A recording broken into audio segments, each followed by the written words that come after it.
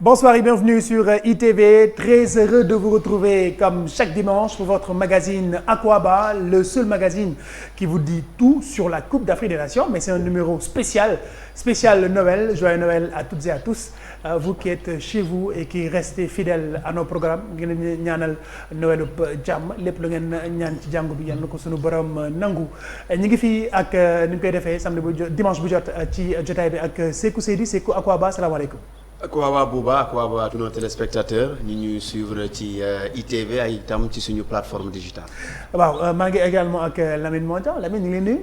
maa ngi lay fay Bouba di nuyu téléspectateurs ITV yëpp ñi nga xam ne ñoom ñoo fidèle ci émission Akwaba di nuyu suñu ñaari invités yi muy Abdoulaye Thiam président ANPS ak AIPS Afrique ak Issa Laye Diop président 12e Gaïndé. dégg nga Lamine waxee suñu ay gan ñu ngi noonu di président Abdoulaye Thiam di président ANPS ak AIPS waaye tam président Issa Laye Diop di président 12e Gaïndé boo leen gisee rek xam ni am na lu xew li xew xam ngeen ko jour J moins 19 ci la ñu jëm ci Coupe d'Afrique bi Sénégal fu muy nekk ca Yamoussoukro Sékou Seydi yaakaar naa ni tey suñu ay gan am nañ seen place fii ci plateau bi. Oui bien sûr parce que bon. hasard bi moo def ñu tase fii. waaw normalement ñaari président voilà ñaari président on a réussi quand même à rassembler deux présidents qui sont très importants ci Coupe d'Afrique bi ñu jëm parce que Coupe d'Afrique lu tax ñu koy tudd coow li te yegg fu mu yegg c'est parce que y a une bonne couverture bi nga xam ne journalistes yi dañ koy def te journalistes yi pour ñu def ko y a un travail boo xam ne ANPS da koy def loolu dinañ ko waxtaanee ci organisation xam nañu ne 5000 demande jot nañ ko comment la ANPS est organisée pour ñu mën a couvrir loolu de jafe-jafe du am Issa Laye Diop 12e Gaïndé on sait qu'en termes de mobilisation lu am solo la loo xam te ne war na cee am entre ñi nekk Yamoussoukro ñi nekk Abidjan ñi nekk Sénégal quelle organisation justement moo war a am donc je pense que meilleur jotaay la boo xam ne amal nañ ko à moins d'une semaine publication liste bi ak démarrage regroupement. D'accord dañuy démarrer ci actualité Lions yi wala ñu démarrer ci actualité journalistes yi xam nga journalistes yi ba ngeen ñëwee seen wax ñu commencé. boo dugg baax na parce que boo waxee actualité ñoom mën nañ ko commander. D'accord xam nga lu may def il faut ma laaj d'abord président Abdoulaye Thiam ANPS c'est vrai que couverture médiatique ku ko wax Coupe d'Afrique importance bi mu ci am wax nañ ko fii président Abdoulaye Thiam gannaaw bi ñu la nuyoo plus de 5000 demandes le quand même CAF jot pour mën a couvrir cette Coupe d'Afrique là je pense que de mémoire de journal sportif est-ce que mës nga ko gis gannaaw bi ñu la nuyoo. D'abord maa ngi leen di fay aussi bu baax di nuyu sama ñaari confrères et petits frères également Sékou Seydi tout comme Lamine Mandiang Diédhiou di nuyu le très grand président Issa Laye Diop di souhaiter aussi de joyeuses fêtes de Noël parce qu'on est à la veille de la fête de la nativité le 25 décembre mooy les catholiques d'ici et d'ailleurs question bu nga posé question bu am solo la effectivement Coupe d'Afrique ñu ngi ko tàmbalee en 1957 première compétition ba 2023 musuñu gis record 5000 demandes d'accréditation yenn demandes yi ñu ngi jógee Afrique yeneen yi ñu ngi jógee ci àdduna bi yëpp donc ce qui veut dire que ñun suñu continent suñu compétition bi ñuy def dafa am importance bu mu am tey jii boo xoolee moom mooy 3e plus grande compétition au monde boo jëlee Jeux olympiques nga jël li nga waxee mooy coupe du monde kan moo ci tëggu donc loolu dañuy dolli sant yàlla ci engouement bi nga xam ne sunu football am na ko beneen aspect bii nag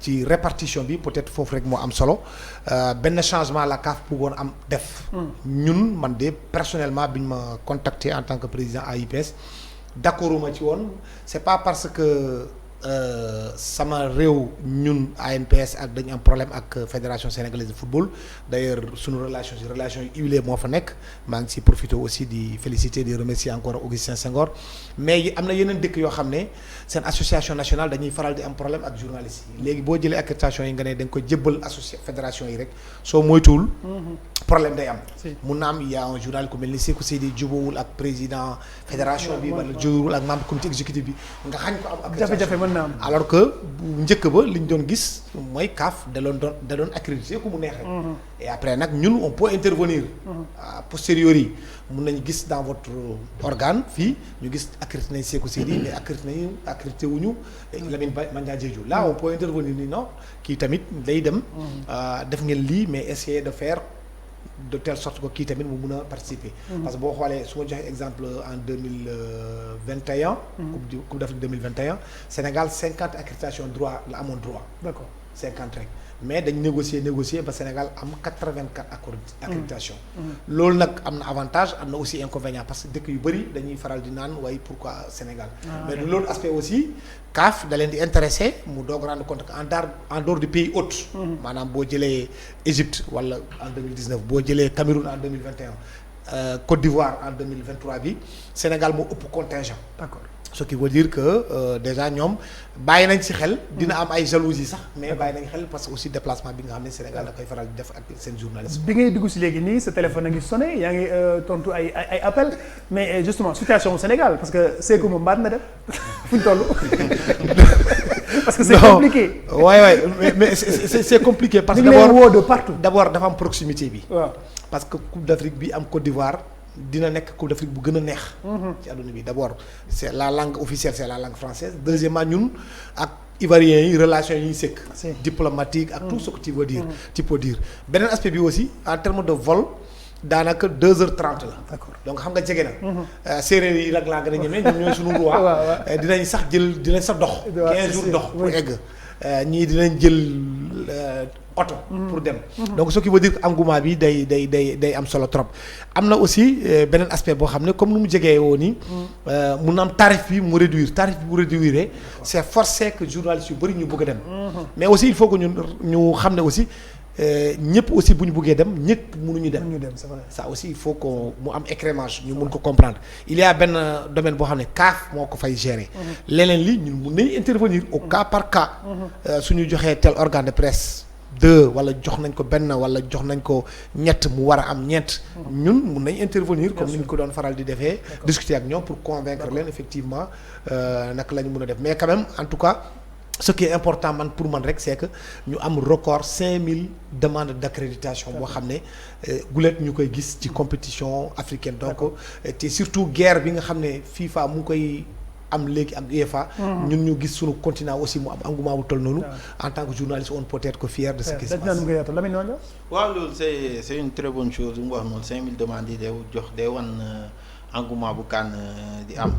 c'est vrai que européens yi da ngay xool sax déjà la réaction des entraîneurs européens le fait que libération joueurs yi génneen moo lay wan ne la CAN est devenue très importante dans l'ADN du football mondial léegi je pense que CAF tamit moom mooy gën a continuer améliorer wu. parce que amélioration mi ngi am ci soo xoolee la différence ba ñuy bam sama premier CAN ba may dem 2015 ak CAN bu mujj bii nii y a des améliorations yi nga xam ne gis nañ ko. il faudra que ñu continuer dans ce sens peut-être ci équipement stade yi par exemple à la Coupe du Monde da ngay am say genre télé yi nga xam ne tu vois les ralentir rapidement et tout. Ce qui n'est pas encore le cas en Afrique mais je pense que ci côté boobu noonu peut-être pays hôtes yi ñoom ñoo ci gën a def ay efforts. mais lu président wax rek mooy gëm naa ni CAN bi dina doon CAN bu neex. dina doon CAN bu neex ni ko président waxee itam suñu Coupe d'Afrique maintenant dafa gën a taaru ndax ku ne fu ne yaa ngi jógee ñëw di ci continent bi di seetaan la Coupe d'Afrique des Nations mais ku wax Coupe d'Afrique des Nations également wax les supporters wax le 12e homme nga xam ne ñoom itam ñooy dooleel seen équipe nationale ñooy def des kilomètres ñàkk seen xaalis bàyyi seen njaboot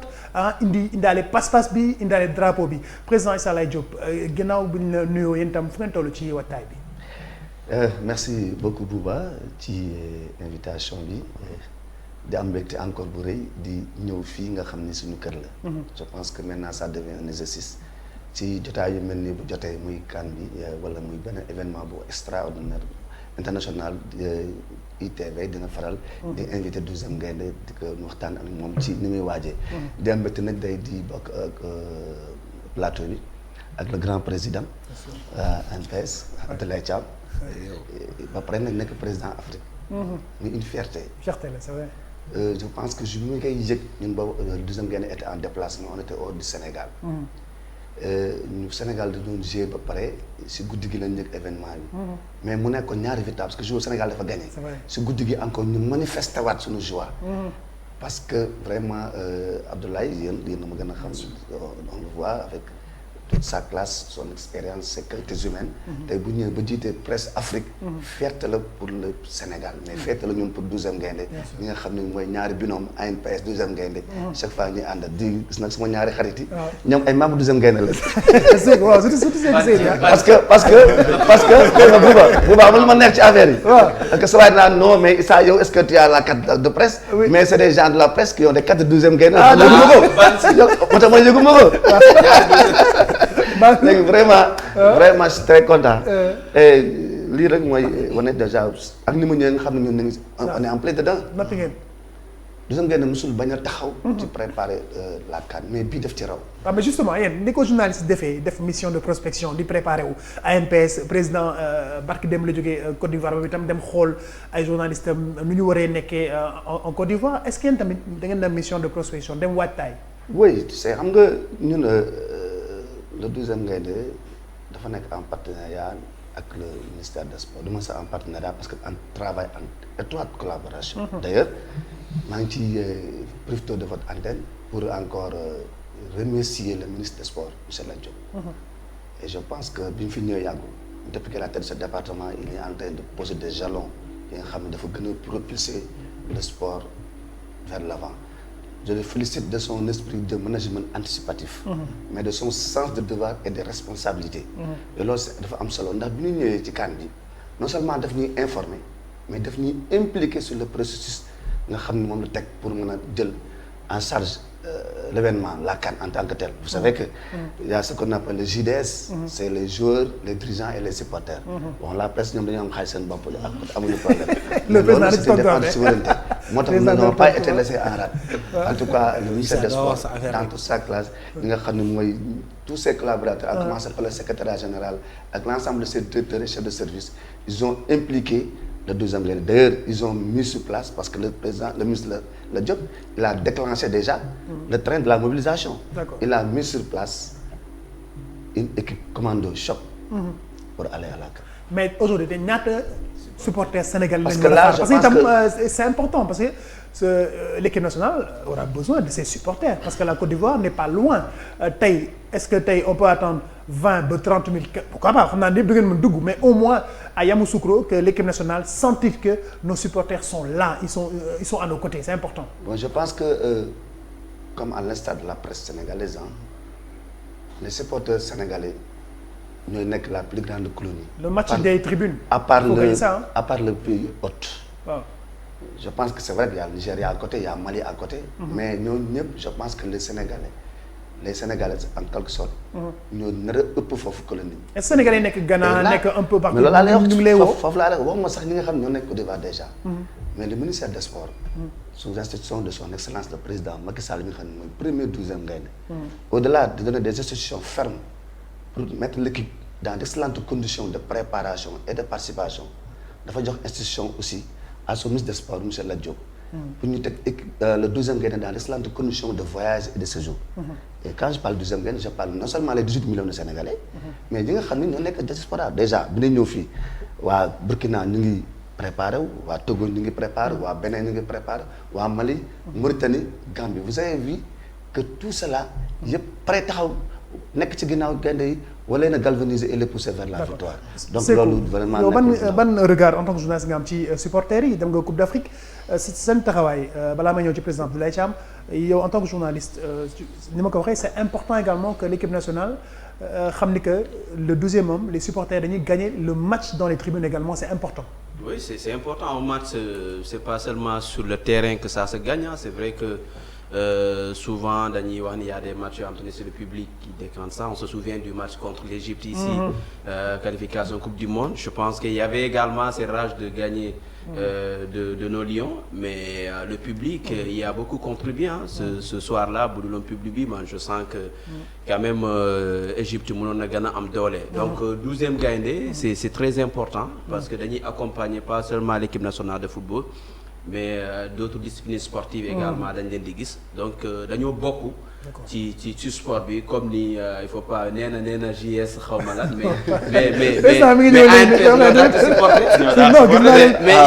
des compétitions où il y a un seul supporter 12e Gaïndé 12 pour basket là c'est ANPS le 12e Gaïndé comment ça s'appelle le 6e homme donc c'est important 12e Gaïndé côté dinañ ci ñëw ci kanam mooy ni li nga xamante ne dañ koy remarquer aussi parfois. mooy mu am ñiy taxawee. ñiy taxawee loolu lañ si ñëw léegi je pense que loolu également man su fekkee am na remarque boo xam ne dama koy gis. côté mobilisation sérieusement lu war dañ koy def. dañuy organiser parfois même des xawma ay fan zone yi ndaw à chaque fois. ñuy animer di wane couleur du Sénégal yi. tout ça c'est important parce que également boo voyager c'est la culture du Sénégal. la destination Sénégal da nga koy jaay donc da ngay wone lan mooy culture Sénégal lan ngay wone lépp li ngeen nan la Sénégalais di vivre parce que ce vivre ensemble là ANPS nekkandoo même hôtel 12e Gaïndé nekkandoo même hôtel loolu dafay wone ni côté boo ñëwee Sénégal c'est comme ça la vie au Sénégal donc ay ambassadeurs la ñuy nekk bu ñu voyager donc aujourd'hui pour man benn bémol bi ma xam ne dama ko ciy gis rek mooy loolu mooy tey le fait que 12e Gaïndé war a taxawee fii Lebougui gi nekkee fii Allez Casa nekkee fii pour man loolu rek moo nekk tache noire boo xam ne dañ koy remarquer à chaque fois bu ñu voyage justement président Abdoulaye Thiam ci expérience bi nga am ci Coupe d'Afrique yi nga dem sànq Sékou mu ngi koy wax léegi nii en tout cas cette unicité bi ñu bëgg ci supporters yi ak yow ban gis-gis nga am ci 12e Gaïndé. C'est une très très très bonne question et j'ai l'opportunité de le dire devant mon cher ami Issa. Sékou junj na ko léegi d'abord sur le terme des couleurs. Moi, je ne mâche pas mes mots. On supporte l'équipe nationale du Sénégal, c'est les couleurs du Sénégal qui doivent être mises en avant. Ngeen baal ma ci français bi. Couleur du Sénégal lañu war a jiital. Ça c'est un premier aspect. Il y avait 12e Gaïndé, il y a Allez Casa et maintenant on a ajouté Lebougui. ñoom ñëpp dañuy supporter Sénégal. Mais dañuy fexe ba d'accord quand même si benn aspect ñëpp nañu solandoo benn couleur parce que day rafet sax même au niveau de la télévision. Vous êtes des hommes de télé. Même au niveau de la télévision c'est beaucoup plus joli. beneen aspect bi nga xam ne man mënuma ko comprendre parce que ñun journalistes sénégalais yi ak ñoom supporters yi sax peut-être que ñoo dakk tukki fii. Dans la sous au niveau africain en tout cas ñoo dakk couvrir mais le constat bi may def man c'est-à-dire que jusqu'à présent j'ai pas vu benn wëy boo xam ne boo ñëwee boo ko wëyee stade bi yëpp ay àndandoo di woyandoo équipe boobu noonu nga xam ne di woyandoo woy boobu nga xam ne lii Sénégal moo ko moom. lii ma gën a bañ mooy ay bojo yee ça veut dire quoi ça. c'est-à-dire que il faut qu'on soit sérieux. Moi grâce à Sadio Mané j'ai eu la chance de regarder les matchs de Liverpool. Mais je vous assure bu ñu commencé di entonner you never walk alone. mais c'est-à-dire même yow boo supportewul kii da ngay am chair de poule. boo demee l'Olympique de Marseille am na benn woy boo xam ne ñëpp xam nañu ko qu'il soit vieux jeune moins jeune. xam nañ ko mais kii mënul yore tëggam fële dëng. ñëlee di naan Aliou Cissé Asamaay. ñëlee di indi ay Lebougui mais après ça devient un tour de Babel. kenn dootul comprendre affaire bi donc du am effet bi ñu bëgg am. kon waxtaan il faut mu am. mu am au moins même su fekkente ce sont les chanteurs Jaraaf de Dakar aujourd'hui bu ñuy football keroog. seen finale. bu Oumar Pène wéyee ñëpp xam nañu wéy bi ñëpp mën nañ ko répéter loo. c'est là que je veux mettre le curseur moi. ay mu am benn wéy boo xam ne équipe nationale du Sénégal moo ko moom. bu ñu koy wéy tout le monde muy 12e Gaïndé bi muy Allez Casa muy keneen ku nekkul si ñoom. même ñun ñi nga xam ne ay journalistes lañu wala les dirigeants qui sont là ñëpp a koy woyandoo. même pour le basket Dakar Arena. boo ñëwee xam ne lii moom woy boobu noonu. voilà mu am lii kat ça c'est pour les lions. muy lion bu basket bi mu fuuli. ça vous devrez travailler. pour aller dans cette perspective là. xam ne woy boobu noonu bu ñu ko woyee. ñëpp a si ànd. parce que boo seetaanee wax dëgg yàlla les autres clubs là même les équipes nationales en France. c'est partout oui da nga koy gis. ici c'est Paris c'est un petit slogan. mais quand tu dis ici c'est tout le monde riirandoo. ici c'est tout le monde riirandoo. mais c'est ça qui est important. parce que sinon ça. du speaker aux supporters. absolument dafa am cette symbiose là. absolument Lamine Mandiang parce que même en Coupe d'Afrique on voit chez les Nigérians les supporters des Super Eagles ku leen xool vert blanc la ñuy sol ak seen i instruments. c'est important aussi de d'avoir les fanatiques du TP Mazembe. oui TP Mazembe c'est pas mais oui les fanatiques du TP Mazembe ñoom ñooy dem à la CAN mais doo ñëw gis ñu sol des mains du tout-puissant Mazembe mais je pense que dénominateur commun bi Issa da koy wax souvent dénominateur commun c'est le Sénégal donc Sénégal boobu ñu bokk moo war a tax union boobu am da amoon lu ci rafet li nga xam ne dynamique boobu commencé woon na ci CAN bi passe parce que bañ génnee premier tour supporters yëpp a bokkoon fi ñu nekk. ils étaient dans le même hôtel man demoon naa ci kii ba ci hôtel ba j'avais vu ni ñu doon répéter et tout loolu nag lañ war a continuer ci man. ci CAN bii nii parce que lu président wax loolu noonu dañuy xaw a manqué par exemple quand tu vas au Mali su action amee da ngay dégg gars yi naan but ñëpp stade bi yëpp dañ koy yuux. da ngay xam ni Mali da ngay toog Mali su la nee Mali da nga naan puissance yi. Sénégal donc forcément dafa war a am benn label bi nga xam ne benn cri de guerre bi nga xam ne soo ko déggee rek da nga koy xam peut-être nawetaan yi soo xoolee day xaw am ci équipe bu nekk. am lu ñu def ba transposer loolu ci équipe nationale bi je pense que loolu war a am. parce que waxtaan mën na ko indi. parce que Sénégal déjà Issa Laye du ma weddi Sénégal su ñëw stade ñëppay taxaw. attraction lay doon on l'a vu lors de la coupe du monde Sénégal attraction la woon. dans le monde Sénégal su fëlee supporters yëpp parce que déjà am na benn genre accoutrement bu seen supporters yi di ñëwee. les 7 lettres Sénégal. ñooñu rek am na lu muy représenté. les déguisements les cadres ñuy sol am na lu muy représenté waa lébu gi lu ñuy sol am na lu muy représenté donc loolu noonu yëpp soo ko transformé tu peux créer quelque chose de très charmant. ci grade nga am ay cris de guerre en fait ñun dañoo am benn alal bi nga xam ne. bàyyi ci xel fructifié wuñu ko jéemuñu koo exploité quoi alors que le Sénégal est tellement riche parce que ñun symbiose bi am entre les gens entre les différentes ethnies. loolu noonu su ko doon transformé rek beneen affaire. d'accord balaa ñuy ñëw ci actualité bi nga xam ne ba tey ci lañ des mooy les 55 présélectionnés du sélectionneur Aliou Cissé dañuy ñëw encore ci président Issa Laye Diop parce que li ñu wax nii Sékou wax ko Lamine wax ko c'est important mais tey kan moo war a déclencher waxtaan boobu tey woo appeler tous les Sénégalais à l'unisson ñu xam ne l'équipe nationale du Sénégal muy football bi muy basket bi muy handball bi fu am rek moo xam Dakar Arena la moo xam bu ngeen génnee dem da ngeen di ànd booloo sol suñu ay couleurs ngeen répéter seen ay woy répéter seen ay tëgg parce que tamit la destination Sénégal il faut ñu jaay ko parce que au-delà du sport l'économie également dans le football dafa am. mais bien sûr Bouba je pense que deuxième Gaïndé si boobu mission la nekk il a une mission régalienne. Et laquelle mission consiste, n'est-ce pas, à promouvoir le Sénégal dans son entièreté. Parce que le deuxième Gaïndé accompagne le Sénégal dans tous ses combats. Au-delà même du sport, de participer au développement du tourisme, de participer à promouvoir ce qui est tout, hein. Covid, on s'est transformé en brigade de lutte contre la Covid. Et pour vous dire, Sénégal est venu d'un coup de monde en 2018. Russie, je pense que le Sénégal a été éliminé en quart de finale.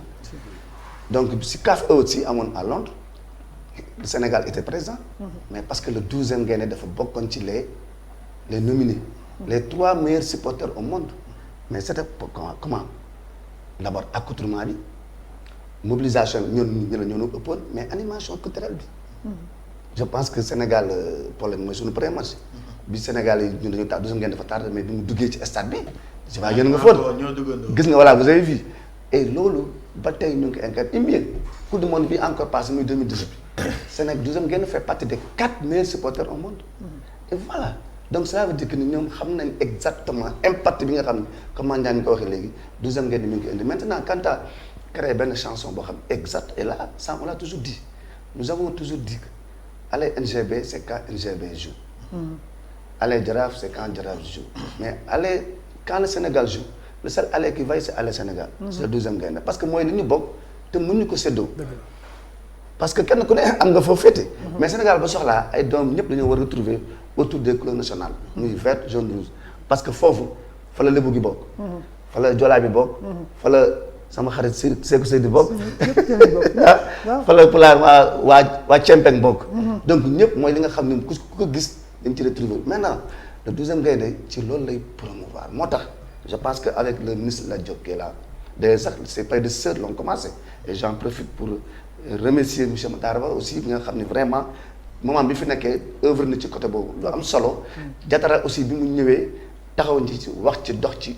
macha allah mais kii jël na matukaay yi nga xam ne ni bëgg na lépp lu ñuy defandoo mu nekk loo xam ne benn lay nekk. une chose unique et indivisible loolu nag ñoo ko ci mën a dimbali mais yéen aussi la presse c'est parce que y a une certaine presse qui est friande de faits divers.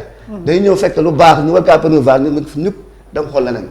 loolu nag aussi chaque de nous a sa responsabilité. loolu gars yi mais c'est dommage non c'est dommage xam nga li mooy Bouba li mooy sama problème gis nga voilà le Sénégal non mais Bouba bàyyi ma àggali président je ne fais pas le procès de la presse. Non parce que sama xarit nga ci laa bokk mais c'est-à-dire quand vous avez la latitude de parler des gens leen neex ak leen naqari da ngeen bàyyi ñu tudd ñu wax leen oui mais le curseur fi ñu ko xam ñu xam ko comme ñun dañ leen ne dajale leen ngeen def benn woy boo xam ne équipe nationale moo ko moom loolu moo tax mooy loolu yow sa dëng non loolu moo tax ma ni waa ale Casa wax lee waa Lébu gi wax fee moo tax ma ne loolu président li ma bëgg que comme ministre bi ñu ciy dox waaw ministre ngi ciy dox ñun ñu ngi ciy dox que yéen ngeen jàppale ñu ci d'accord léegi président MPS moom bu ñàkk loolu la ñu la ñu mën a am que li Matar Ba échoué entre guillemets comment il s'appelle Yankoba Diattara échoué ko bien avant ñoom que la Diop va le réussir à quelques mois d'une CAN mi nga xamante ne y a également les élections qui arrivent. À 2 semaines. À quelques semaines. Non, ce que vous n'avez 3 pas semaines. compris, ils n'ont pas échoué. Tout à l'heure, votre collègue maintenant, il vous a dit ça. On a été ensemble. On a été ensemble. Et d'ailleurs, ça, loolu la ñu yàlla rusé ba gagné ko bien. Sénégal, c'est pas les autres. Mais Quelques semaines après, ngeen divisé wu lors du mondial. Pardon? Après quelques semaines, ngeen divisé wu lors du mondial. Non, donc, mais attendez, non, divisé wu. parce que quand tu réussis quelque chose, c'est dans la durée. On doit voir ça. Non, divisé. Non, lors du mondial, logé wu leen benn kii. Non, mais mondial bi moo gënoon na ñaaw parce que ñii rouge lañ sol. mais c'est normal. ñii sol verte. mais ñii sol jaune mbir mi étoile rek a manqué woon. je pense que Qatar beneen contexte spécial déjà problème logement dafa posé woon. D'accord. on était ensemble gis nga la xewoon yéen daal la presse yéen a amoon chance yéen ñëpp ngeen dëkk ensemble parce que vraiment avec l'ingéniosité de notre grand président Abdoulaye Thiam. la presse vraiment mais ñun non ñun vraiment yàlla dafa ñu sutura mais am na ñu fa demoon ñoo xam ne amuñu fu mu dëkk mais vraiment. Mais parce que vous êtes plus nombreux. Parce que vraiment, si c'était, ça n'aurait pas été entre gens ou le ministère des Sports, d'alors, Diatara, mais qui fait que je pense qu'il a vraiment toute sa volonté à faire une que l'IEP n'est que ben. ñu xool benn direction ñu ànd defandoo. léegi xam naa ne ñàkkul bu ñu ñibbisee Coupe d'Afrique Sékou Seydi ak président Abdoulaye Thiam dina am jotaay boo xam ne Sékou dina ko organiser parce que loolu nag waxtaan bi dafa jot te xam naa ni Sékou va travailler là-dessus pour wax supporteru Sénégal yi xanaa waxtaan bi kay xanaa ñëpp ku ci nekk woon am amat nañ ko wax ci kanam. waaw il y a l'association des clubs de xawma lan. les clubs de Ligue 1 ñoom tamit dañoo bëgg a dem CAN. ñoom tamit. il y a 12e gaynde bi donc ce qui veut dire daje bi du tey du ëllëg. il faut ñu dajale leen parce que comme nee na ministre bañ cee dox mais il faut ñu dajale leen joint sportif yi ñëpp ñëw ñu toog ñu waxtaan parce que il faut discuter président Abdoulaye Thiam c'est important lu ñuy def noonu yëpp parce que sotti ci ak def ci la rek même n'importe quel club boo mënta dem tu verras des ultras tu verras tel endroit et ainsi de suite mais l'objectif final il a lâché le mot dénominateur commun bi c'est le Sénégal on est d'accord mais au-delà aussi du soutien de l'État supporters aussi. J'avais écrit en édito qu'il n'a pas du tout aimé. Oui. Je les avais traités de supporters. Ce ne sont pas des supporters, ce sont des supporters. Oui. Bon, c'est mon ami, mais ça passe. Et c'est aussi sur le boc. Mais ce que je veux dire, c'est que souvent aussi, il faut que les gens... par exemple, bon, les Coupes du Monde en 2022, Coupe du Monde bi war a ñëw à 2026, da ngay gis dans tous les pays du monde, les gens sont en train de se regrouper, de cotiser, de prévoir...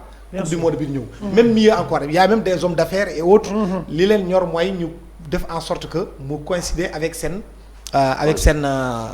vacances ñu ñëw c'est ça qu'il faut faire c'est-à-dire il n'y a pas que le 12e Gaïndé il n'y a pas que Ali Kaza il n'y a pas que Libou Gui et autres il y a aussi d'autres Sénégalais qui s'organisent de telle sorte que loolu bu jotee ñu mën a dem pour supporter leur équipe ñun c'est juste des suggestions moi aujourd'hui j'ai vu le seul moment où man may sentir chair de poule vraiment c'est quand on entend l'hymne national du Sénégal très franchement le 29 mars 2022 bu ñu éliminé fii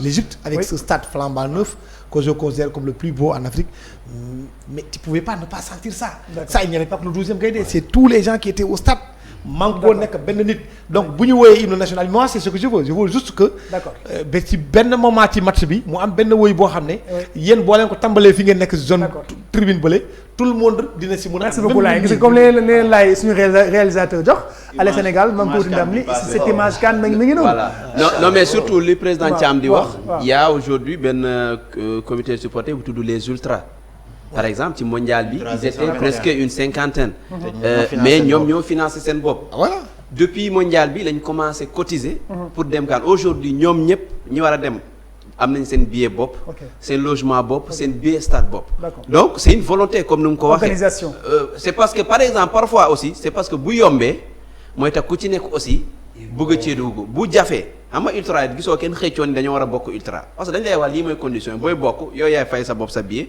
yaay loger sa bopp yaay dundal sa bopp ba ni nga ñibbisee te da ngay sol lii ñuy sol dañuy supporter Sénégal donc il y a également en 30 secondes parce que il faut ñu dérouler c'est sûr qu'on va y revenir après la Coupe d'Afrique waaw mu ne bu yombee 30 secondes waaw non bu neexee ngay wax Sénégal sotti am borom yow yaa ngi foon 94 2000 ñooñu deuxième gaynde kan Laye moo fi nekkoon mais kenn moo ko deuxième gaynde mais quand les gens veulent ressembler c'est parce que fait du bien deuxième guerre nous on s'en réjouit hein.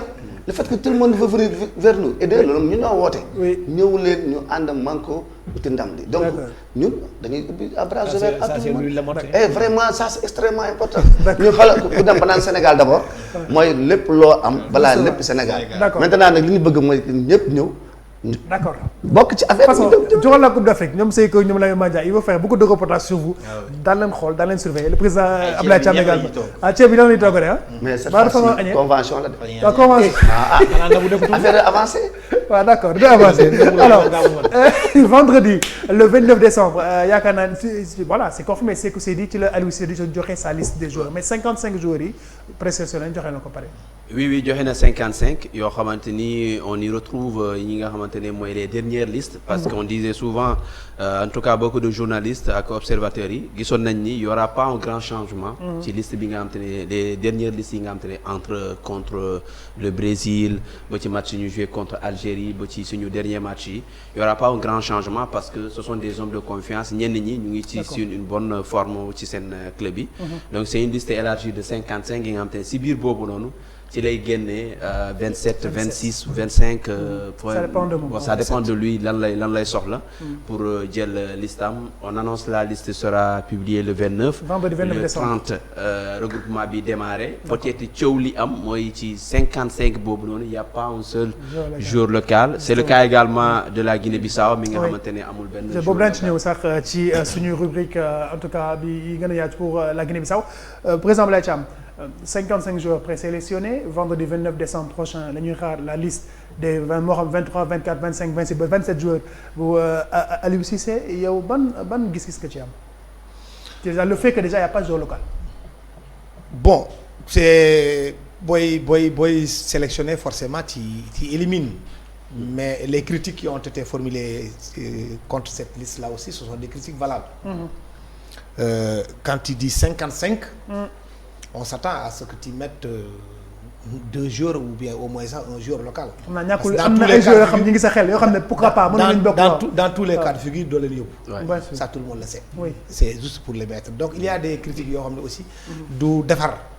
donc soo xamee loolu à l'avance tu les mets man par exemple ma surprise a été l'absence de Amara Diouf. parce que tu peux pas être meilleur joueur de la CAN tu peux pas faire partie du top 3. Récemment il faisait partie des top 3 moom ak Lamine di meilleur jeune joueur de la CAF. Après on ne met pas dedans. Est-ce que c'est parce qu'il est blessé et que sa blessure va dépasser la période. Est-ce que Aliou Cissé am na ces informations boobu tant qu'il ne s'est pas expliqué. C'est très difficile de le dire. d'ici vendredi di ngeen ci am réponse. voilà donc xam nga yooyu yëpp c'est des trucs mais dans tous les cas de figure boo ko defee aussi boo ko dugalee aussi tout en sachant que tu vas l'enlever ça ne change rien du tout. Parce qu'aujourd'hui tous les journalistes sportifs sénégalais xam nañu au moins les 23 joueurs yi Aliou Cissé yi. d'accord parce que nit ki booy nekk ak moom depuis 2017. depuis 2015 mu ngi fi. nga xam lu muy liggéey. wax dëgg yàlla à moins que tu veuilles chercher des poux rek. xam nga ne kii nii lay def du mës a def lii. xam fu mu jëm xam nga fu mu jëm. donc mais soo defee 55 moom. tu as tellement embrassé large que il y a des joueurs ñun ñii même en tant que journaliste. pour même perdre leur nom. donc tu peux y mettre de trucs. pour dindi les critiques. envers toi que yow doo seetaan championnat national. coupe du national doo ko seetaan doo dem fii doo dem fële ay affaire yi man je pense que ça arrive même encore parce que on est quand même le CHAN ñun ñooy champion en titre.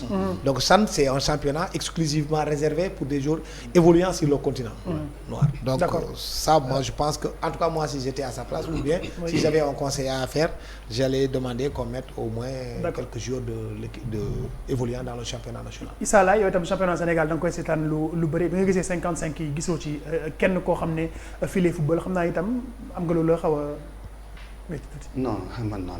grave non ça pourquoi je suis pas surpris. man je suis constant. oui dama jàpp ni dañuy jël parmi les 18 millions ñu tànn Aliou Cissé ne que jël yow yaa ngi yóbbu suñu équipe nationale. jox ko objectif léegi moom mooy xool nu muy def ba àgg foofu dañu bëgg nga yóbbu ñu fii Sékou Seydi président Abdoulaye Thiam bu ko neexee jaar à gauche àgg Sékou Seydi. wala mu jaar mais dinañ ko wax fii nga waroon jaar. non bàyyi ma déglu ma laaj.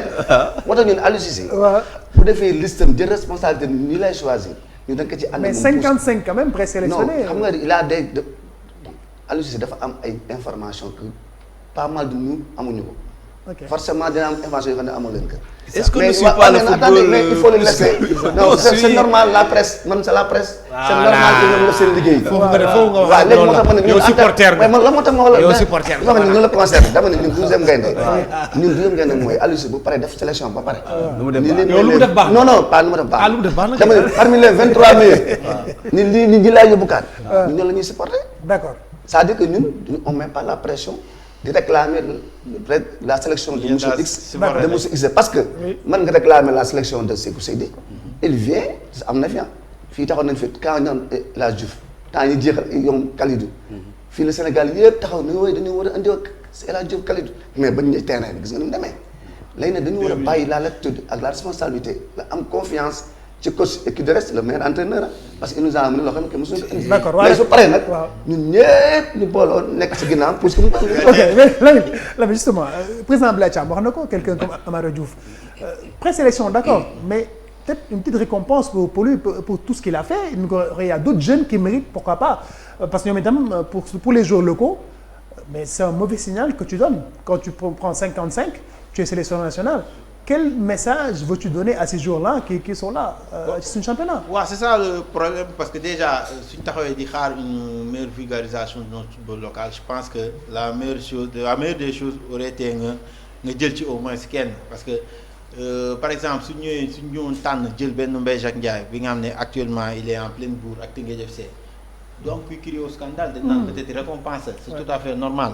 là soo ñëwee taxaw jëloo kenn un exemple sur Amara Diouf lu président nu ko waxee mooy il fait partie du top 3 des meilleurs jeunes boole woo ko ci liste peut-être lu mu wax noonu ak blessure ba yeneen mais man soo boole ci liste bi yàqal la dara même soo ko jëlul le fait que quelqu'un dëgg ko am Amara Diouf seen mbokk journaliste yi sur le continent ñëpp xam nañ leen c'est-à-dire tey bu ñu ko ñëwoon tey un journaliste congolais il va dire bah on le connaît Amara Diouf mais voilà c'est un million parce que déjà c'est un mauvais signal déjà en plus loolu peut-être ku yàgg observer nu Aliou Cissé di liggéey doone surprise la parce que on prend l'exemple d'Ismaïla Sarr dafa toj la CAN U23 en 2015 mu commencé di coow Ismaïla Sarr boobu muy am 18 ans Ismaïla Sarr jëluñu ko ba mu nekkee général foot ba mu demee Metz regroupement bi soog dañ ko woo direct dañ ko woo après là tu sens que c'est comme si léegi mooy tuggil moo woo la alors que loolu je pense pas que c'est un bon signal surtout moment bu ñu toll nii ñu taxaw di xaar suñu club yi di rayonner dans le football africain ci compétition interclub te gis nañ lu tax ñun lu ñu rayonner mooy suñu joueurs yi lu ñuy dem te là soo ñëwee joueur bi nga koy jox signal soo demul du ma la woo doo encourager muy toog fii gën a doole suñu club. D'accord c'est que pour fermer ce chapitre là ñu bàyyi la nga tëj également gannaaw le 29 après cette liste là le 30 début du rassemblement yan info nga ñu mën a jox également pour tëj. man je pense que au-delà de ça parce que xam nga il y a quelques années le débat c'était championnat Sénégal amul niveau moo tax duñu dem CHAN duñu fa sori. On a gagné le CHAN, ce discours-là, maintenant on te dit les joueurs n'ont pas le niveau parce que le championnat a le niveau. Moi je dis souvent, je défends souvent sur les réseaux sociaux, le niveau du championnat ne détermine pas le niveau du joueur. C'est comme si tu me dis que Benzema n'a pas de niveau parce qu'il évolue en Arabie Saoudite, que Messi n'a pas de niveau parce qu'il évolue aux États-Unis. C'est pas la même chose. Cette liste-là, président Thiam l'a dit. On sait tous ñan ñooy dem, presque en tout cas, ñiy dem.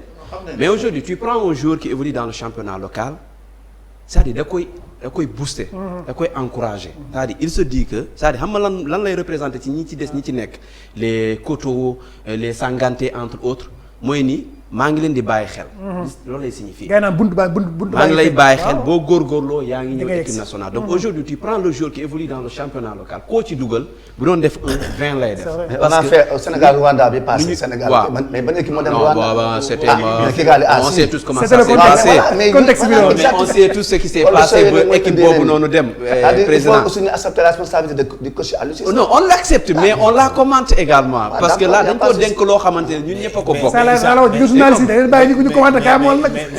que attention ñoom journaliste demee Aliou Cissé bu deful de baax ils sont les premiers à le critiquer. mais justement on y là Alain Giresse dafa jaar à côté. tu sais depuis fee la nga fekk Guinée équatoriale. waaw fa la nga fekk avant mu expliquer. mais am nga man c'est quoi ma philosophie Issa Laye le coach il est payé pour faire des choix. il le fait bien. Mais quand il n'y a pas une cohérence entre ses choix et ce qu'on voit, on a le droit de commenter. Et ce coach-là qui fait des choix, il est payé ci ñun ñëpp lu ñu bokk. donc ñun su fekkee ne mënatuñu commenter li Aliou Cissé def rek ñu arrêté suñu plateau yi parce que ñun tamit loolu lañ fi nekkee boo defee ñu commenter.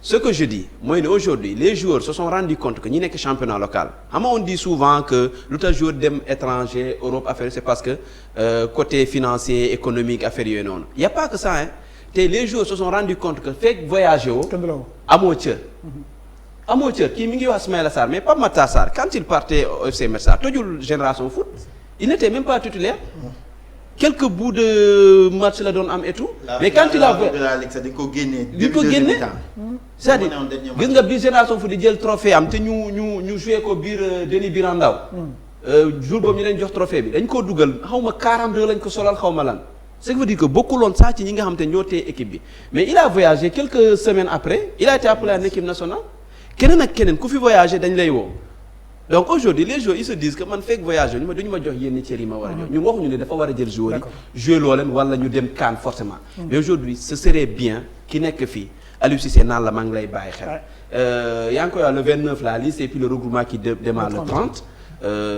j'espère que ñi bëri duñ fi nekk parce que am na ñoo dañuy jouer ci semaine boobu noonu dinañ ñëw petit à petit ba regroupement bi y a également un match amical qui est prévu avant le départ de l'équipe le 6 ou le 7 l'équipe quitte le Sénégal le 9 donc on va jouer contre le Niger fii ci Diamniadio et il y aura aussi la remise du drapeau qui va se faire sûrement le 8 wala le 7 d'après nos informations. Voilà di leen gërëm bu baax ba tey vous suivez votre magazine Akwaba sur ITV le seul magazine sans tabou qui vous dit tout sur la Coupe d'Afrique des Nations tey plateau spécial Noël Nonom parce qu'on a le président Abdoulaye Thiam président de l'ANPS de l'AIPS le président Issa Laye Diop nga xam ne moom itam daa dina ñëw yaatal ci wàllu supporters yi ñoom itam nu ñuy waajalee et puis on passe à votre rubrique La Tanière.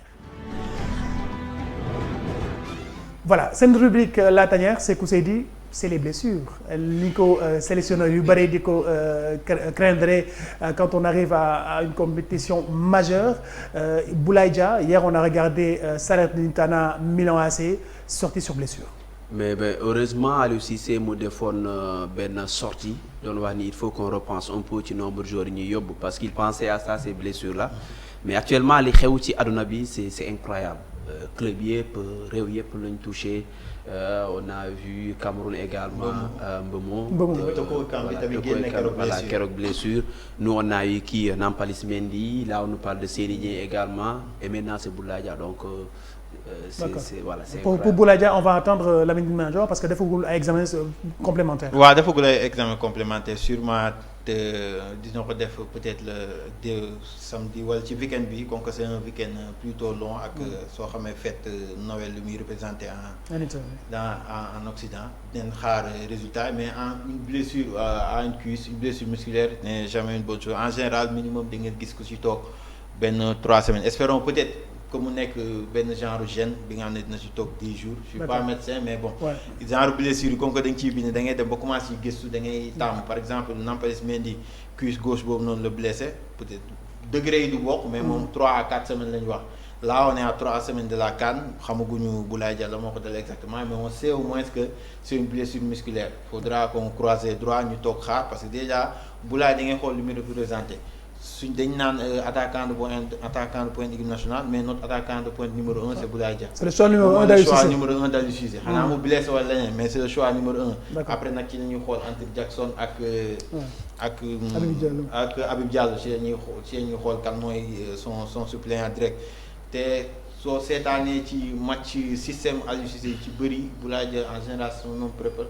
c'est en quelque sorte son couteau suisse su soxlaa en général pour décrocher marquer parce que yëpp moom mooy marquer Sadio Mané et il se plaît dans ce rôle donc soo naree jouer CAN te yóbbu woo ko dafay compliqué CAN bi passé rek waaye na ko il a débuté en pointe Famara yéeg ñu ñëw décalé ko à côté muy xëccoo ak Ismaïla Sarr Bamba Dieng mais là on a vu qu'il a plus de galons surtout ak ci dernier mondial bi moo tax mieux vaut avoir Boulaye avec nous. Président Boulaye Thiam Seny Dieng Boulaye Dia gis nañ ko moom itam on a également Nampalys qu'on espère récupérer également Sabali moom itam ñu ngi koy xaarandi beaucoup de sélectionneurs se font les cheveux blancs bu ñuy jëm ci compétition yu ni mel et l'éternel débat qui revient est-ce que les joueurs jouent trop au football.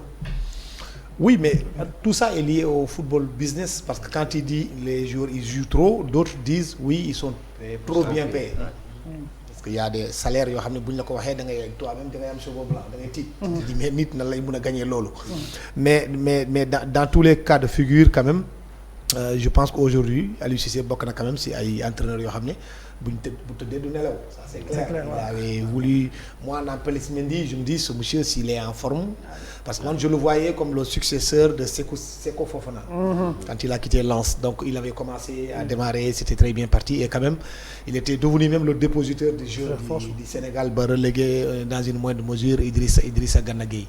Donc c'était important dans le dispositif de Aliou Cissé mais surtout moom fu mu jeexale je vois que c'est un très bon observateur parce que beaucoup de gens souvent ils font la confusion si attaque bu Sénégal bi on n'a pas un neuf nominal on n'a pas un serial killer mais Sadio t'as comme l'impression par rapport à ces statistiques il aime plus jouer avec Boulaye Dia qu'avec les autres en tout cas il est beaucoup plus performant c'est Boulaye mais c'est simple parce que c'est le jeu de Boulaye Boulaye day daw nga topp ko il libère les espaces voilà donc bu libérer les espaces Sadio mais se met en orbite et Aliou l'a compris donc finalement ce jour-là s'il manque dans le dispositif de Aliou je ne dirais pas que ça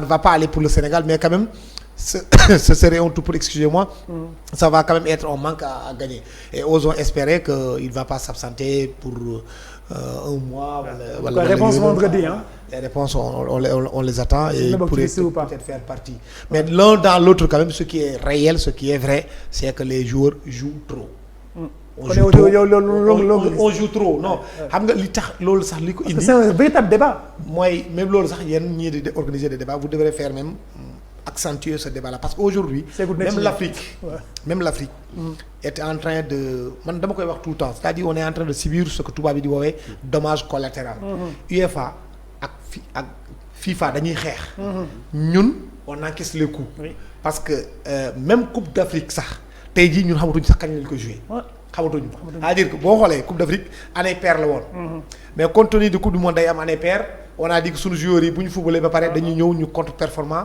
ci fin d'année bi ñu yóbbu ko année impaire ñu tàmbale ko 2013 ñu dem ba léegi 2013 encore Gianni Infantino bi nga xam ne xeex bu ñu koy xeex ak UEFA mu indi la Coupe du Monde des clubs Coupe du Monde des clubs bi war a ñëw c'est au mois de juin lay démarrer donc mois de juin ñun on avait calé déjà notre compétition pour la Coupe d'Afrique au mois de juin au Maroc donc ñun kañ la ñuy fubal kañ la ñuy fubal tu as vu encore ce que la Cour de justice de l'Union européenne vient de faire c'est pire même c'est pire que l'arrêt Bosman c'est-à-dire qu'aujourd'hui ils leur disent que yéen pour man la plus grosse création footballistiquement parlant du 19e siècle du 20e siècle c'était la Ligue des Champions léegi ñoom permettre leen léegi nee leen ko loolu monopole boobu noonu mënul leen ko am yéen kenn donc les autres là les top 8 là ils sont libres de créer leur compétition aussi à côté plus on veut de l'argent plus l'argent vient plus les joueurs ils jouent ils compétissent donc ça devient très très très compliqué pour ñoom ñëpp parce que nit ki tamit nit la rek boo doppeewu on va dire il s'est dopé mais nit am na loo xam ne daf ko loolu rek la mën a yenu mënoo ko teg loo xam ne attanu ko aussi donc li ci topp mooy ce sont les blessures qui mettent souvent les joueurs par exemple l'un des plus grands joueurs allemands de l'Allemagne à mon avis c'est le joueur du Borussia Dortmund là le capitaine Marco Reus kenn xamee ko bu ñëwee bu nekkoon Afrique on va dire que ay xon la c'est sûr kenn xamee ko mais non mais c'est compétition bu ñëw day blessé compétition bu majeure bu ñëw te pourtant il fait partie des plus grands joueurs les plus talentueux de l'Allemagne malheureusement mais am na liggéey bu am solo merci beaucoup président Abdoulaye Thiam am na liggéey bu am solo reportage bu sur les blessures bu Sékou Seydou def dañ ci ñëw léegi mais en attendant ñu jox tamit Issa mu sàndu ci ay kaddu ci blessures yi nga xam ne itam ñu ngi koy gis président Abdoulaye Thiam mu ngi koy wax UEFA ak kenn comprendre c'est qu'on a créé l'UEFA Europa League Conference League les gens des coupes mooy indi les blessures aussi. donc man blessure yi moom dama ñaan yàlla na fi yam. waaw vraiment te li ma dégg problème mu Boulaye dama tikkee donc tout le mal qu'on puisse souhaiter à Aliou Cissé mooy que liste bi yam fii. mu yam fii waaw. voilà donc maintenant nag man malheureusement damay gis ne bu man Sénégal lay topp. Sénégal yaay topp. jërëjëf daal Sénégal yow d'accord léegi maa ngi ñëwaat Sénégal léegi maa ngi ci ñëwaat jërëjëf. léegi daal Aliou Cissé daal lépp loo xam ne ay ingrédients yi tax affaire bu baax bu dana ko ñaan dana ko souhaité mu am lépp loo xam ne du tax mu àgg objectif am yàlla mu ko gis. yow Sénégal rek ngay toog Sénégal rek laay laaj wala ci leneen léegi justement mais on a vu également par exemple la montée en puissance de nos joueurs yi nga xam ne ils sont en Arabie Saoudite Kalidou Koulibaly on avait également Edouard Mendy qui a enchaîné un 10e clean sheet su ma juumul Sékou Lamine voilà et puis on disait souvent que ces destinations là Arabie Saoudite Qatar les États-Unis c'est des destinations exotiques mais on voit des joueurs au-delà même des joueurs africains d'autres joueurs européens qui sont performants en Arabie Saoudite. Oui, mais c'est bien de poser cette question, mais le discours de Aliou Cissé, il a évolué entre-temps, parce que c'est lui qui disait à l'époque, joueur bu demee Chine, du la jël. Mais aussi, il ne faudrait pas vendre du vent aux Sénégalais, parce que boy football Premier League, ça n'a rien à voir si tu joues en Saudi League. Bien sûr.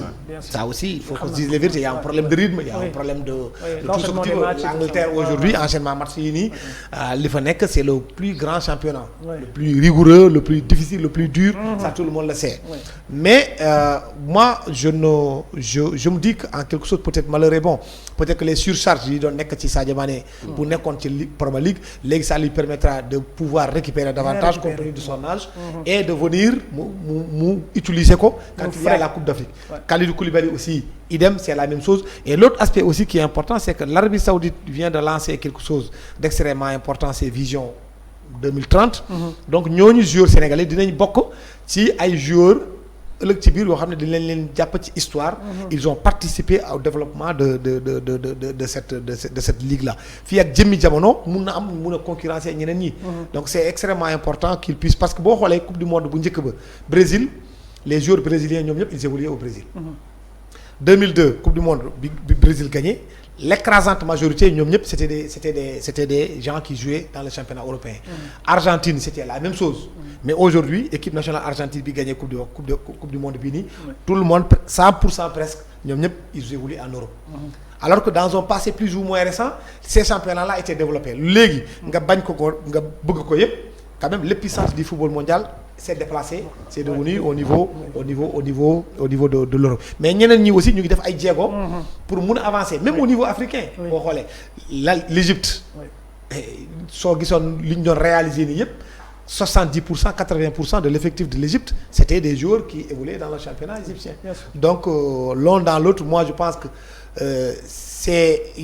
ça peut poser un problème de risque de rythme pour nos joueurs mais aussi il peut être l'utiliser jouant moins comparativement quand ils étaient en Europe mais yooyu noonu bu ñëwee en Afrique bu ñëwee ci Coupe d'Afrique bi ñu gën ko mën a développer parce que ils sont peut-être reposés un peu plus que les autres et ils pourront effectivement faire des matchs très importants lors de la Coupe d'Afrique. Lamine Mandiang, l'éternel débat qui revient ñenn ñi dañuy surjouer en Europe. On sous-joue peut-être bu ko mënee waxee noonu en Arabie Saoudite et autres mais pour certains trentenaires Kalidou Koulibaly Sadio Mané même au niveau de l'affection on a vu le tifo bi ko gars yi defaral ses supporters daan ko xool léegi nii mais quand même pour Kalidou Koulibaly Edouard Mendy et autres mais il récupération bi c'est important aussi. waaw récupération non plus 20 ans. waaw dafa important surtout que soo xoolee récemment il y a l'entraîneur de Luis Castro l'entraîneur d'Al Nassr qui disait que Sadio Mané dafa soxla ñuy mu reposer wu pour mu mën a am benn fraîcheur pour mu jouer et le fait que moom mu ciy contribuer actuellement ak Al Nassr rek c'est une bonne chose te dafa am lu El Hadj Diouf wax récemment ba mu ñëwee fii ci immédiat ba mu ñëwee di visiter fii nii dans le cadre d'un partenariat mu ngi taxaw ne CAN bii nii on verra des joueurs yi nga xam ne ils ont encore faim des joueurs yi nga xam ne dañoo ne jeexal nañu dañoo dem dans des pays exotiques dañuy ñëw avec cette volonté ñu wane ni jeexaluñu ba léegi quand on regarde les derniers matchs du Sénégal par exemple Koulibaly contre le Togo il a fait un bon match Sadio Mané bi nga xam ne dañuy ñëw taxaw di xaar yenn yi nga xam ne xalaatuñu ko woon peut-être mu def ko il a pris ses responsabilités bañ soxlaa ñu accélérer le jeu c'est lui qui l'a fait donc côté boobu noonu xaw ma tirage je pense que ils viendront en pleine forme que ce soit la colonne vertébrale sax moom moo koy incarné soo xoolee seen performance yi mujj que ce soit Edouard Mendy Kalidou Koulibaly Idrissa Gana Gueye ak Sadio Mané ñoom ñëpp instant yi ñu ngi monter en puissance. D'accord dañuy enchaîner avec le reportage de Sékou Seydi sur les blessures des joueurs ñu xool ay itam liggéey bu mu def ñu xool ko ñëwaat sur le plateau pour terminer ce magazine. Effectivement aujourd'hui l'examen de choix le NEC plus ultra, on dira en fait l'examen qui permet de confirmer la lésion du ligament croisé antérieur. C'est le seul examen aujourd'hui qui permet de le confirmer. Après, bien sûr, la clinique et puis le laximètre. Effectivement, il faut justement recourir à l'IRM avant de passer à la chirurgie. Toujours est-il que, et je le dis souvent aux étudiants, avant l'IRM, il y a l'examen clinique, il y a l'interrogatoire, l'examen clinique et, si possible, le laximètre qui permettent justement de mettre le doigt sur, en fait, ou de suspecter une rupture du ligament croisé antérieur et la confirmation viendra de l'IRM. À côté donc de cette rupture du ligament croisé antérieur, nous avons une autre lésion, en fait une forme clinique qui est la rupture du ligament croisé postérieur. Je vous l'ai dit en préambule que sur le plan anatomique, vous avez des 2 ligaments au niveau central, le croisé antérieur et le croisé postérieur. Le croisé postérieur, son rôle est d'empêcher la translation postérieure de l'extrémité proximale du tibia. Donc, en fait, lorsqu'on a une lésion du ligament croisé antérieur, généralement, il faut suspecter un traumatisme, un agent contendant qui vient percuter la face antérieure du tibia et qui va entraîner un recul de l'extrémité proximale du tibia. Et c'est pour cette raison que j'ai montré justement cette photo où on voit en fait cette illustration où on voit une plaie en regard de la face antérieure de la tubérosité tibiale antérieure, ce qui veut dire que le patient a soit reçu ce qu'on appelle l'accident du tableau de bord, ou le tableau de bord après un choc, une collision frontale, le tableau de bord vient percuter la face antérieure du tibia, entraînant un recul donc de ce tibia, et c'est ce mécanisme qui est à l'origine donc d'une rupture du ligament croisé antérieur. Merci beaucoup à Sékou Seydi, c'est très important. Il n'a pas encore terminé ci série de reportages sur les blessures dina gën a yaatu Sékou, n'est-ce pas? Oui, on a surtout un grand reportage de 26 minutes sur les graves blessures nan la ko nit ñi di jotee nan lañ koy dundee ba ci faju bi. On a eu le professeur Charles Kempé, médecin chef ordre de Malte bu Dakar. ñëwaat na ci grave blessure yi nga xam te ne jour dañ koy am. D'ailleurs on a une rubrique qui s'appelle Allo Doc bi nga xam ne day démarrer. Chaque numéro dinañ am benn explication ci benn type de blessure, nan lay ñëwee, nan lañ koy fajee et tout. Donc reportage bi incha allah day génn ci début janvier bi. Ce sera en 26 minutes boo xam ne day ñëwaat. On a eu des athlètes yoo xam ne dañoo bàyyi seen carrière ndax blessure. ñenn ñi dañoo après revenir avec après seen blessure, des kinésithérapeutes, des préparateurs physiques, mental et tout ça lépp mi ngi si biir. D'accord. Président Abdoulaye Thiam ñu ngi lay gërëm bu baax lan ngay tàggoo. Bon, je voulais avec Thiam man dama bëggoon par contre moom ak Issa Laye quelques questions. Surtout Thiam ci fu ñu toll nii. ñu ngi dem ci CAN bi. Parce que am na organisation boo xam ne ANPS fas yéene ko def, c'est très important de revenir sur ça. Conditions yi journaliste bi di mën a demee parce que Sénégal par contre ñoo ëpp lu ñuy bëgg a dem. Yan conditions ak nan la ko ANPS di defee suivi, lu tax ma wax suivi parce que fekkee nañu à plusieurs reprises ñoom ñu ànd ak ay journalistes yoo xam ne dañuy ñëw ñu am fa jafe-jafe mais duñ leen seetaan. Est-ce que tey jël nañu ay dispositions yoo xamante ni moo leen ciy jàppale? Oui, je crois que question boobu am na solo, mais li ñu doon def rek la ñuy continuer di defaat parce que tàmbali nañ ko en 2002. Maison de la presse à Bamako. Depuis boobu ba léegi nag la première des choses c'est mission de prospection, maanaam jiitu d'abord xool hôtel bi koy dal, xool bus yi nga war a jël ak tout pour su ñëwee nga expliquer ko journalistes yi. Donc cette fois-ci proximité bi waxoon naa ko léegi, on risque d'être beaucoup plus nombreux. Moo tax nag dañ teel a dem ñu jël benn hôtel bu tudd Molomé. waxoon nañ ko keroog ci conférence de presse bi dina mën a contenir 90 journalistes. Mais au-delà ce ne serait pas possible. Mais 90 journalistes quand même, je ne souhaite même pas qu'on atteigne ce chiffre-là parce que quand même je pense que c'est largement suffisant. Booba nga jàppale ma si quoi. Alassane même je vais l'appeler là, Alassane sama jom moo gën a après là. Parce que 90 quand même bu ñu fa yeggee nañu yem foofu. Parce que ça risque d'être compliqué pour trouver même un hôtel buy am plus que loolu. Donc li ñuy première condition yi journaliste bi mun a am accréditation. Boo amee accréditation aussi ba nga am engagement parce que li muy faral di wax ni dañ koy faral di gis. Journaliste aussi nañ bàyyi man bëgg naa dem Coupe d'Afrique rek man lijjanti benn billet d'avion ma gis Lamine Mandiang Diédhiou wala Boubacar Diallo mu may ma benn billet d'avion rek ma ñëw taxaw parce que ñun ñëpp ay sénégalais lañu. ñu ko waxee on va pas te laisser passer la nuit par terre on va pas te laisser la nuit. donc yooyu da ngay ñàkkal sa bopp fayda nga indil ñu aussi ay problèmes. donc loolu moo tax ñu exiger engagement de la direction. des médias. immédiat mooy ñëw taxaw ne.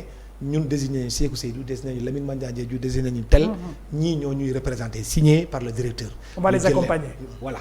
Parce que l'objectif aussi il faudrait pas qu'on se trompe c'est la rédaction l'organe de presse moom moo war a yóbbu journaliste ñun dañuy demal organe de presse bi foofu nee leen boo bëggee sa journaliste nekk dans d'excellentes conditions de performance hôtel bi lii nga war a joxe. añ ak reer lii nga war a def. transport bi lii nga xool ñu xayma lépp. du début jusqu'à la fin premier tour. boo jàllee war nga joxee ba temps moo tax ANPS ne léegi hôtel bi boo ci bëggee dugg accréditation bi il faut nga am ko engagement bi il faut que rédaction bi bind ko mooy organe de presse bi bind ko troisièmement nga déposer une caution de 750 000 francs. foofu aussi jafe-jafe yi ñu doon faral di am bëggatuñ mu am ko. ay chèques bu ñu ko bindal séeréer yi dañuy jox chèque boo xam ne sans provision. cash rek ayaa voilà cash da ngay génne sa xaalis nga retiré nga ñëw nga jox ñu. parce que xaalis CFA bi fi nekk jarul changé. yeneen dëkk yi ñu doon dem da ngay changé nga def ko euro. wala nga def ko dollar boo demaatee fële aussi nga changé waat. muy tu perds 2 fois. alors que cette fois-ci CFA bi fi nekk moom moo nekk Côte d'Ivoire. donc jarul yenn yooyu noonu yëpp. bu ñu eggee nag suñu demandoo beneen aspect bi ñu def aussi pour faciliter les organes de presse kenn baal ma ci publicité bi. c'est qu'on a trouvé benn partenariat avec Air Sénégal.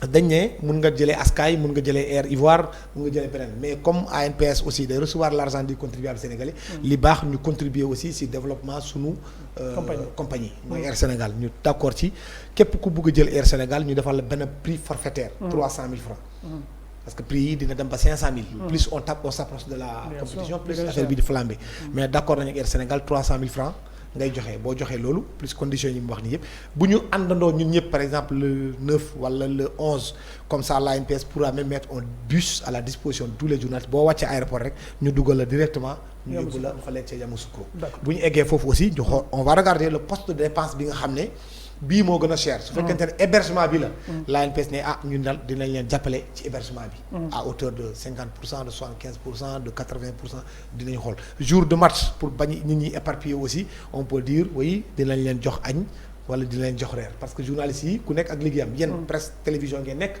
man maa ngi nekk presse écrite il arrive que je dorme à 2 heures du matin donc telu ma naan damay xëy yeewu ki ku nekk ñoom xam nañu ñoom dañuy faral di dem mais tout ça là on xayma nañu lépp pour l'essentiel c'est de pouvoir mettre les journalistes dans d'excellentes conditions de performance. Alors pour Issa Laye y a Diarra notre Diarra du net qui arrive dans un instant qui est là qui arrive dans un instant d'ailleurs fii lay toog waaw inchallah Issa Laye y a une division qui est là mën nga ko ignorer mais elle est là parce que même bu dee benn nit moo génn ci kuréel bokkatu fa y a association 12e Gaïndé authentique bu juddu def nañu conférence de presse ay nit la yoo xam te ne ñu reconnaître nañ leen ci 12e Gaïndé lañ bokk ñoom nee na lu leen génnee mooy sa gestion nu muy demee baaxul ñu ngi dem ci kaan yaa ngi woote manko lan moo ci nekk solution boo xam ne xëy na war nga ko mën a apporter ci loolu.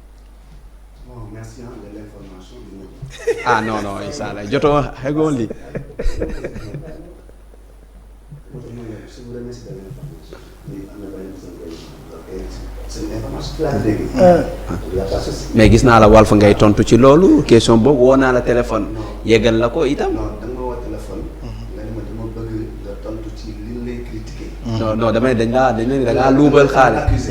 ah man la man wuti tontu soo bëggee woo ma émission ma wax. parce que man duma tontu ay yoon net. kilifa laa dañ ma teg fii. ñu jiite association bi ma ko tudd 12e Gaïndé. d'abord c'est pas pertinent. c'est pas opportun. dans la mesure où mën naa leen dañoo ko def.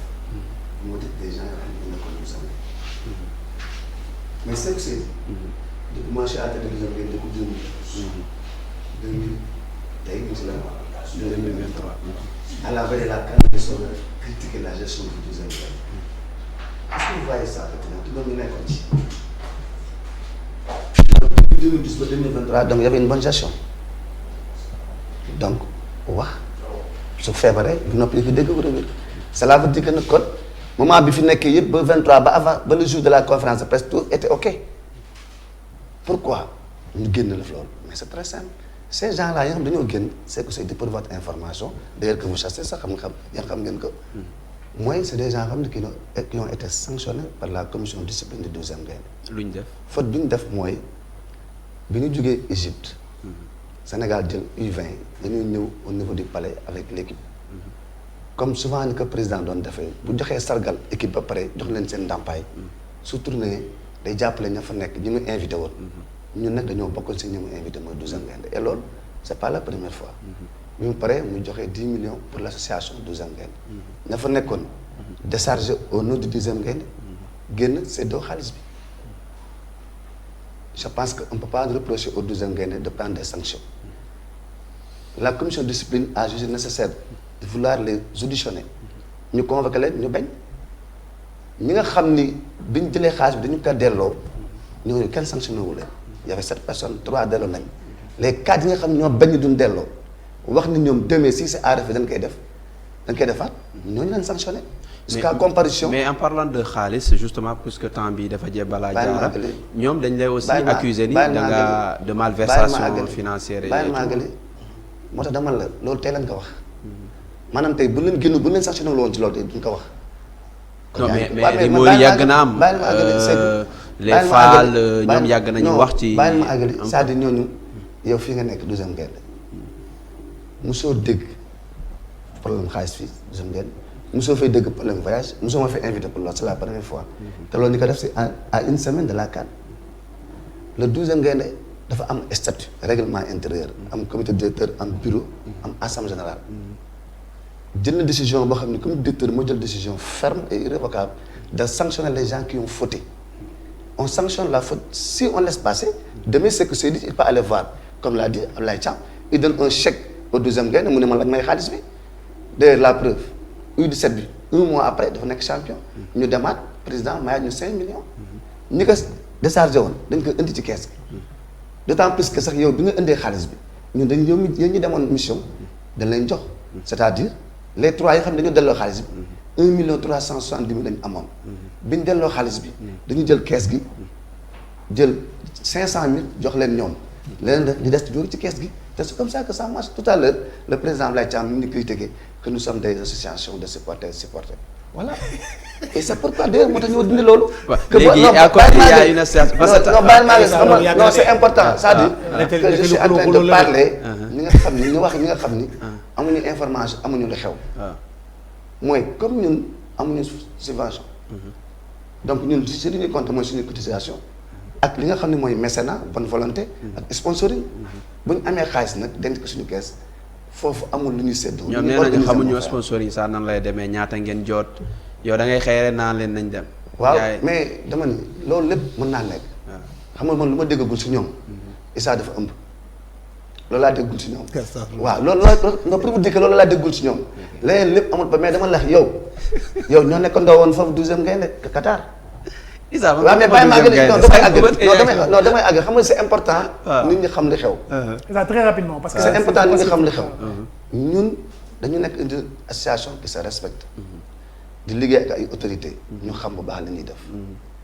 mais ñoom ñi taxaw ni xamuñu li xew.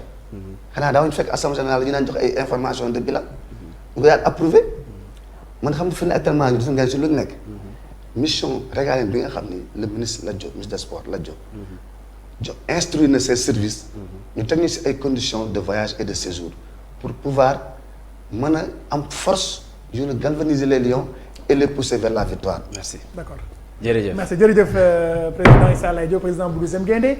président Abdoulaye Thiam merci beaucoup ñu ngi lay gërëm baax président NPS président AIS pour moi. merci beaucoup et à très bientôt et j'espère que ñu baale indaale coupe bi non inchallah rabbi on vous invitera à la direction pour ngeen ñëw final au soir du merci beaucoup dans un instant ñu ànd ak Diarra ci la CAN du net ndax tey la CAN sur le net mooy tëj jotaay bii di Aquaba. mooy la CAN sur le net n'est-ce pas avec notre Diarra national Diarra du net notre saa Diarra ci la ne. maa ngi nii rek. Lamine Bagna gis nga ko tey. gis naa ko. waaw Lamine sa xarit la. waaw c'est pas comme Seydou nga am Seydou ko ita Fatick. Seydou sax ça va mais grand dame. ah grand doyen lay daabo alors Diarra tey lu ñu indil. alors aujourd'hui nous allons d'abord parler de polémique bi am. oui ci waxu maillot yi. ah les faux maillots là waaw. nit yaa ngi ci CAS déjà à quelques semaines de la CAN. ñi organiser CAN bi commencé nañ di wax ci waxu faux maillot yi. Donc ils prétendent que d'après eux. nit ku ne tout le monde est libre de mettre ce qu'il veut. Oui. Mais par contre boo demee ba nar a sol maillot bu am CAF bi.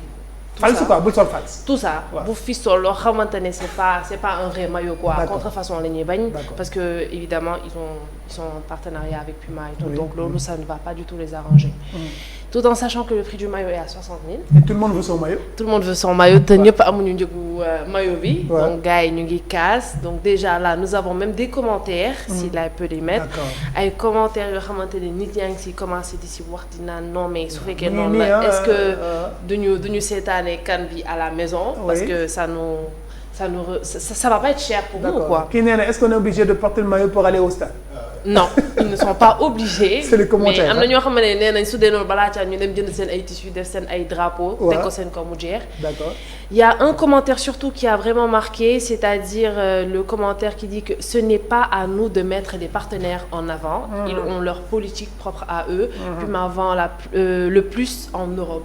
Le véritable marché. Donc ce n'est vraiment pas à nous. Waruñu tënk gars yi. D'accord tënk gars yi Lamine Madiang man commentaire nga ci am. waaw boobu moom dañoo kookaan bi dañoo jiw parce que tu peux appeler à la mobilisation mais doo imposer ñi lii la ñuy sol déjà que Puma du sponsoru CAN bi sponsoru Côte d'Ivoire lay solal mais suy sponsorisé ci bal bi lay sponsorisé donc doo imposer nit ñi ñu jënd ay mains 60 000 quand même xam nga nit ñi duñ ko jënd c'est un faux débat et heureusement ba peut-être ñu ngi instant yi ñu ngi jéem a changer discours. D'accord et puis on va à Korogo. Interdiction de funérailles, de mariage. J'ai rien compris man jaar bi ma gisee man jaar lu xew jaar loolu indi ci. Chef de canton bi. Issa Coulibaly. moo décrété à partir du 1er janvier jusqu'au 15 février. Toute cérémonie de funérailles wala tout cortège de mariage avec tapage. Est interdit. foofu noonu. à Korogo nee nañ que loolu ça sera pour plus de sécurité plus de calme et de sérénité pour la CAN. d'accord yow naa dañoo engagé. ba ci loolu daal waaw maanaam képp kuy xew daal na bu mu am bruit.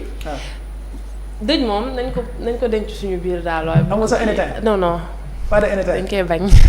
d'accord Lamine c'est vrai que gox bu nekk ak ay spécificité à Korogo le chef de canton dégg nga li jaara wax xew daal pas de Mumbai rien du tout. loolu moom c'est bizarre je pense que loolu ça aurait été bien nii dañ gën a gis seen culture je me rappelle à Bafoussam les funérailles ak yeneen affaire dañ ko permettre woon da nga doon découvrir beneen partie culture ñoom ñu ngi def ay funérailles et tout mais bon dëkk bu nekk ak ay us et coutume am donc ñoom ñoo xam peut-être la moo tax ñu annulé ko mais ñun moom sama genre gi bëggoon nañ gis naka la funérailles di demee parce que Cameroun yi moom daanaka fête yu mag la te am show am lépp mais peut-être que ñoom ñoo xam foofu en Côte d'Ivoire la moo tax ñu tere ko. Retour au Sénégal pour terminer rawatina fii ci Ndakaaru ca SICAP les jeunes de SICAP ñoom ni ñuy waajee Coupe d'Afrique bi. Alors ça par contre ça en faisait pas partie hier les jeunes de SICAP ils ont fait benn feu de joie grave bu toj donc on sait tous que nous sommes ci préparatif CAN bi donc jeunes yaa ngi commencé di mobiliser wu di wane carrément seen engagement ñu commencé di woo waa jeunesse bi yëpp en fait parce que déjà c'était les gens de SICAP donc ils ont ramené les gens de Mermoz ak yeneen koñ c'était un truc magnifique si on peut regarder la vidéo. D'accord seetaan ko.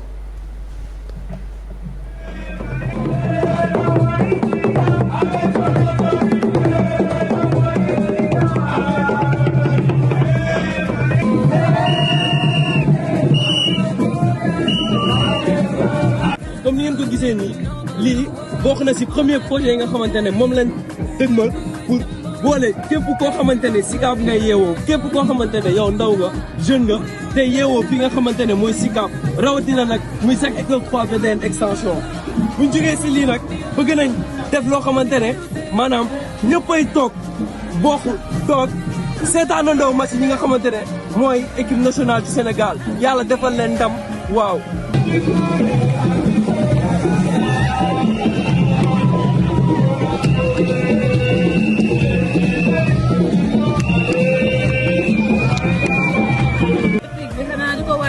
comme d'habitude ñun moom kon ñu ngi nii def nag xam foo agréé parce que ne def foofu de joie waat encore fas yéene def ay panto ñu ne mu kokotal.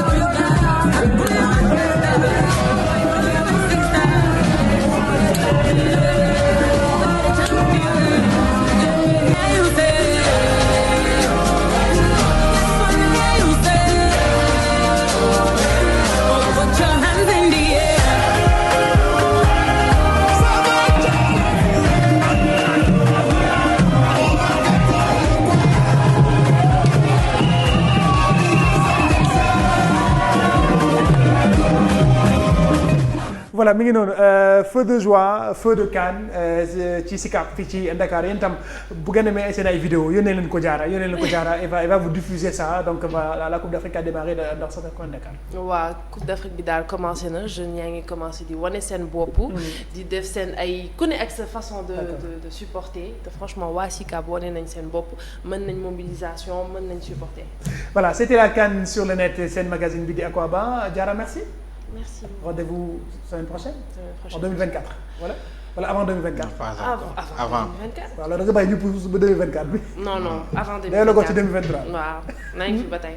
kon merci beaucoup ma souhaité leen bonne année. allez bonne année et joyeux Noël. merci beaucoup Diarra. merci beaucoup Lamine Mandia merci beaucoup. merci beaucoup. ñu ngi gërëm bu baax Sékou Seydi suñu invité yi fi nekkoon di président Abdoulaye Thiam di président ANPS ak AIPS président Issa Laye Diop di président bu 12e Gaïndé merci beaucoup à Laye à la production à la réalisation merci beaucoup à Babacar Ndiaye ak ñi jàppoon ci liggéey bi yëpp ba lépp sotti tey Noël la Laye waroon dem lekk choco bûche de Noël la makaay ay dendam lépp da ko bàyyi pour ñëw liggéey Laye moom ak ñoom Babacar Ndiaye également comme quoi le travail est important. Akwaba, c'est le seul magazine qui vous dit tout sur la Coupe d'Afrique des Nations. Merci, bonsoir et joyeux Noël.